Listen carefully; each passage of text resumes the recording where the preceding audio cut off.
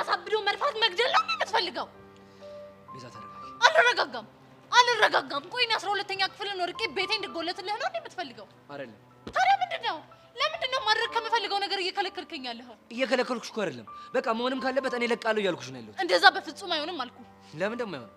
ምክንያቱም ያንተ ህይወት የተበላሸው ከኔ ጋር ፍቅር ከጀመርክ በኋላ ነው አይደለ? ስለዚህ መውጣት ካለብኝ እኔ ነኝ የምወጣው። ገባ? ቆይ አንቺ ከኔ ጋር ለመጋባት ነው እንዲያልሽ ሰሚኛለሽ? ቤዛ አንቺ ብትለቂ እኔ እመለቃለሁ። እሺ አንተ ልጅ ቆይ ከፍነትህ እየባሰብህ ነው እንዴ ያለው? አይደለም ባሰብህ እንጂ። ቤዛ የሰው ልጅ እኮ ሊናገራቸው የማይፈልጋቸው በውስጡ አሙቆ ያዛቸው የራሱ ውሳኔዎች አሉት። ስለዚህ አንተ ውሳኔ እኔን ማሳበድ ነው? እንደዛ ነው? አይደለም። ታዲያ ንገረኝ፣ ምንድን ነው? ተናገር። ምን ይዘጋሃል? ለአንቺ መሞት። ምን? አዎ ትሰሚኛለሽ ቤዛ፣ በአንቺ ፍቅር የተነሳ በየቀኑ ልቤ ለሁለት ሲከፈል ይሰማኛል። አንቺን ማጣት ሳስብ ደግሞ ባዶነት ይከበኛል። መኖር በጣም አስጠልቶኛል። ያሬድ ተረጋጋ። እስካሁን ባሳለፍኳቸው እያንዳንዱ ቀናት አይምሮዬ ቅዠት ይሁን ምን ይሁን አላውቅም፣ ግን በቃ ጠረንሽ አፍንጫዬን ሲያውረኝ ነው የከረምኩት። ቤዛ ሳቅሽ ሲያስቀኝ፣ ለቅሶሽ ሲያስለቅሰኝ ነው የከረምኩት። እሺ በቃ ተው ያሬድ፣ በእናትህ ሰው ያይናል። የኛ እንዴ ግፋ ቢል እኮ በቤዛ ፍቅር አበደ ጨርቁን ጣለ፣ ወይ ደግሞ ለፍቅሩ ሲል አባቱ ተጋፈጠ ቢሉ እኮ ነው። ሌላ ምን ይመጣል?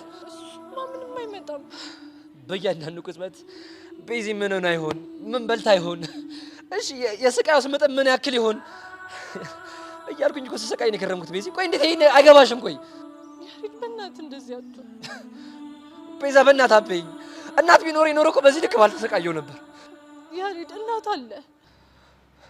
ቤዚ በውስጥ ያለውን ስቃይ እኮ ያለፍኩት እኮ በአንቺ ፍቅርና ትዝታ ነው።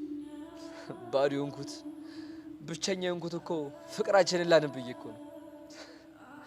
ስለዚህ እባክሽ እኔም ባለመረዳት አታሰቀኝ። ያሬድ እናት ይቅርታ አድርግልኝ። እኔም እኮ ልጅ አይደለም። እውነት እዚህ ሄዷል ወይስ ካናዳ ነው? ምን እየበላ ይሆን? ከአሁን ምን እያደረጉት ይሆን? ከዚህ በኋላ አንድ ጨረቃ እናያለን፣ አንድ አየር ነው የምታነፍሰው። ከዚህ በኋላ ሳግኝቼ አቅፎ ይሁን ብዬ በጣም ነበር የምጨነቀው። ያሬድ ስላንተ እያሰብኩ አንድም ቀን ሳላለቅስ ያደርኩበትን ቀን አላስታውስም።